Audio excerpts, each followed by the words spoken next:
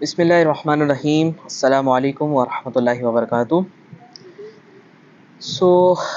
एक टॉपिक पे आजकल मैं थोड़ी तहकीक कर रहा हूँ और थोड़ा बहुत मेरा से मुताल्ला है। मैंने सोचा क्यों ना इसको शेयर किया जाए, क्योंकि ये आज हम यंगस्टर्स के अंदर बहुत ज़्यादा देख रहे हैं कि ये बहुत ज़्यादा आम हो चुका है, और वो है social media addiction, social media की आदत लग जाना। तो पहले तो ये जानना ज़रूरी है कि भाई एडिक्शन से क्या मुराद हैं आपके, एडिक्शन किसे कहते हैं। तो इन सिंपल वर्ड्स में आपको बताऊंगा, मैं इसकी कोई साइकोलॉजिकल डेफिनेशन में नहीं जाना चाहता। तो एडिक्शन दरअसल कोई भी ऐसी चीज़, ऐसा काम जिसकी आपको आदत लग जाए, और वो आदत ऐसी हो, यानी कि वो चीज़ ऐसी हो, वो आदत आपको आहिस्ता आहिस्ता करके नुकसान पहुँचा रही हो। नुकसान पहुँचाने के साथ आपको वो आदत भी है उसकी, और आदत आपसे वो छूट नहीं रही, आप उसे छोड़ नहीं पा रहे हैं। That's called addiction in simple words, very simple words. और अगर सोशल मीडिया एडिक्शन की बात की जाए तो इट्स क्लियर कि सोशल मीडिया की हमें आदत लग जाना, और ऐसी आदत लगना जिससे हमें नुकसानात भी हो रहे हैं और हम उस आदत को छोड़ नहीं पा रहे हैं। ठीक है, अब हमें ये जानना ज़रूरी है कि इसके सिम्टम्स क्या हैं, हमें कैसे पता चले कि भाई इस बंदे को सोशल मीडिया एडिक्शन है। फिर ऑब्वियसली हम बात करेंगे कि हम इस एडिक्शन से कैसे निकलें। एक बाहर की रिसर्च है, एक फॉरेन रिसर्च है, उसके मुताबिक 32 या 34 कंट्रीज़ के अंदर की रिसर्च की गई, जिसमें ये चेक किया गया डेटा के मुताबिक कि कितने परसेंट लोगों के अंदर सोशल मीडिया एडिक्शन पाई जाती है। टारगेट उनका दरअसल स्टूडेंट्स थे, टीनेजर्स थे। तो उनको पता चला कि 26% आउट ऑफ 34 कंट्रीज़, 26% जो स्टूडेंट्स हैं हमारे, उन्हें सोशल मीडिया एडिक्शन है, स्पेशली टीनेजर्स, स्टूडेंट्स आप कह सकते हैं। इसी तरह से पाकिस्तान में एक तहकीक की गई। पाकिस्तान की एक रिसर्च के मुताबिक ऑलमोस्ट जो डेटा कलेक्ट किया गया उसमें हमें जो फाइंडिंग्स मिलती हैं, 50% जो उनके पास पूरा डेटा था, 50% स्टूडेंट्स के अंदर, हमारे टीनेजर्स के अंदर, जो स्पेशली टीनेजर्स हैं, सोशल मीडिया एडिक्शन पाई जाती है, यानी कि वो एडिक्ट हैं। और एडिक्शन से फिर नुकसान क्या हो रहा है? सबसे पहले जो नुकसान वो हमें वाज़े नज़र आता है कि हमारे बच्चों की एकेडमिक परफॉर्मेंस वो बहुत ज़्यादा कम हो चुकी है। तहकीक के मुताबिक 2 घंटे से ऊपर जो लोग सोशल मीडिया या स्क्रीन टाइम जिनका 2 घंटे से ऊपर होता है, 4-5 घंटे होता है कुछ, तो उनकी एकेडमिक परफॉर्मेंस लो हो जाती है, अच्छी परफॉर्मेंस नहीं दे पा रहे। अच्छा, सोशल मीडिया एडिक्शन, देखें, हम तो, बंदा तो यही सोचता है यार, हमारे वालिदैन भी सोचते हैं, जो जिनके हमारे बच्चे जो है मोबाइल यूज़ कर रहे हैं, तो वालिदैन यही सोच के देते हैं कि बच्चा जो है थोड़ा सा तफरीह कर लेगा, थोड़ा सा इंजॉय कर लेगा। और अक्सर लोग भी जो है वो मोबाइल इसी वजह से उठाते हैं, फेसबुक जो है, इंस्टाग्राम और दीगर जो सोशल मीडिया ऐप्स है, वो इस तरह इस वजह से इस्तेमाल करते हैं कि भाई पूरा दिन थके आए हैं और इतनी मेहनत की है, स्कूल से आए हैं, ट्यूशन पढ़ा है, फिर सिपारे पढ़ने चला गए, फिर घर आए, अब अगर चला लेंगे तो क्या मसला है, थोड़ा रिलैक्स होंगे, थोड़ा सुकून मिलेगा। ये बात ठीक है कि मॉडरेट इस्तेमाल के साथ आपको थोड़ी सी रिलैक्सेशन मिल सकती है, लेकिन जब उसे बहुत ज़्यादा इस्तेमाल किया जाता है ना, तो स्टडीज़ के ही मुताबिक, मैं ये एक स्टडी का ही बता रहा हूँ आपको, रिसर्च बाकायदा इस पर हुई है, कि बजाय इसके कि लोग जो ये सोचकर इस्तेमाल करते हैं सोशल मीडिया कि उन्हें सुकून मिलेगा, वो मज़ीद डिप्रेशन के अंदर जा रहे हैं, वो मज़ीद परेशान हो जाते हैं, क्योंकि ऐसी खबरें उनको सुनने को मिलती हैं। अच्छा, ये भी बड़ी इंटरेस्टिंग चीज़ है, ऐसा क्यों हो रहा है? आप सोशल मीडिया खोलते हैं, आप इंस्टाग्राम खोलते हैं, फेसबुक खोलते हैं, तो आप देखते हैं कि फ़लाँ इन्फ्लुएंसर, फ़लाँ ब्रांड, फ़लाँ यूट्यूबर, फ़लाँ मशहूर बंदा, फ़लाँ सेलिब्रिटी, फ़लाँ एक्टर, वो आपके सामने पॉपअप होता है, और उनकी जो लाइफ होती है, जो हमें दिखाई जाती है, इट्स परफेक्ट। उनके पास सब कुछ है, उनके पास दौलत है, उनके पास इज़्ज़त है, उनके पास शोहरत है, फॉलोइंग है उनकी बड़ी, तो हमारी ये ख्वाहिश होती है कि भाई हम उनके जैसे बने। हम हम जो है वो कंपैरिजन शुरू कर देते हैं, और यही कंपैरिजन हमें लेकर आता है जेलेसी की तरफ। जेलेसी नहीं तो हमें लेकर आता है इस तरफ कि हम एहसास कमतरी का शिकार हो जाते हैं। हमें ऐसा फील होता है कि यार हमारे पास कुछ भी नहीं है और जो सब कुछ है वो इनके पास है, और हमें चाहिए कि हम इनके ऐसे बने। उसके लिए फिर आपको पता है दैट्स हाउ ट्रेंड्स वर्क।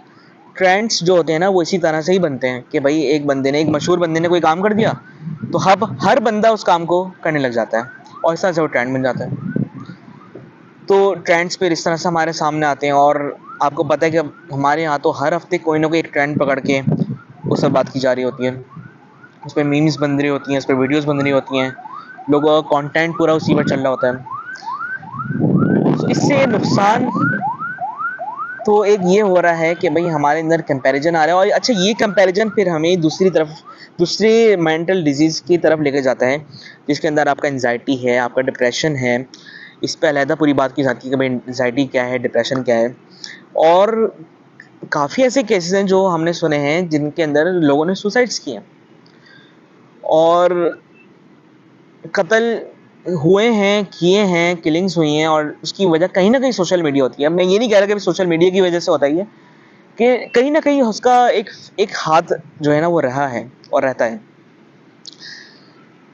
और स्पेशली हमारी आप देखें टीनेजर के अंदर भी ऐसे केसेस नज़र आ रहे हैं जिसके अंदर लड़के लड़की के ताल्लुकात कायम होते हैं। और ख़ैर एक ये सेपरेट टॉपिक है पूरा, जिस पर बात की जाती है, अक्सर लोग बात करते हैं, और जो कि बहुत ज़्यादा अहम भी है, लेकिन मेरा ये मौजू आज नहीं है। अच्छा, दूसरा जो नुकसान सोशल मीडिया के बेजा इस्तेमाल से, एडिक्शन से हो रहा है, वो ये है कि हमारे अंदर फ़ोकस की बेहद कमी है। हम किसी चीज़ को फ़ोकस नहीं कर पा रहे। आज आप देखेंगे ना कि हमारी यूथ्स में आज इंक्लूडिंग मी, हम सब, तो हमारे अंदर एक एक फ़ील्ड का नाम नहीं है, यानी कि एक स्पेशलाइज़ेशन नहीं है हमारे अंदर। भाई एक रास्ता मुतय्यन नहीं है, इधर-उधर भटके हुए हम। 10 जगह है हमारे पास, हम एक साथ 10 काम संभाल रहे हैं। एक बंदा प्रोड्यूसर भी है, डायरेक्टर भी है, एक्टर भी है, राइटर भी है, सब कुछ कर रहा है वो। और इससे मसला क्या हो रहा है कि भाई हमारे पास फ़ोकस नहीं हो रहा। हम एक काम करते हैं, हमें दूसरा काम पसंद आता है, हम उधर चले आते हैं, फिर दूसरे से तीसरा, इस तरह से 10 काम करते हैं और एक काम भी मुकम्मल तौर पर नहीं कर पाते। दैट्स ओनली बिकॉज़, अब मैं थोड़ा इस पे आपको एक इसका साइकोलॉजिकल रीज़न बताऊँगा। इसकी वजह ये है कि हमारा जो ये डोपामाइन है ना, हमारा एक केमिकल है दिमाग के अंदर। ये डोपामाइन जब रिलीज़ होता है जब हम कोई ऐसा काम करें जिसके अंदर हमें बहुत ज़्यादा एक्साइटमेंट होती है। फॉर एग्ज़ाम्पल, कोई मूवी देखना पसंद की, कोई गेम खेलना, कोई ऐसा काम जिस पे इंटरेस्ट हो। अच्छा, वैसे ये हेल्दी केमिकल होता है, ये फ़ी नफ़्सी ही बुरा नहीं होता।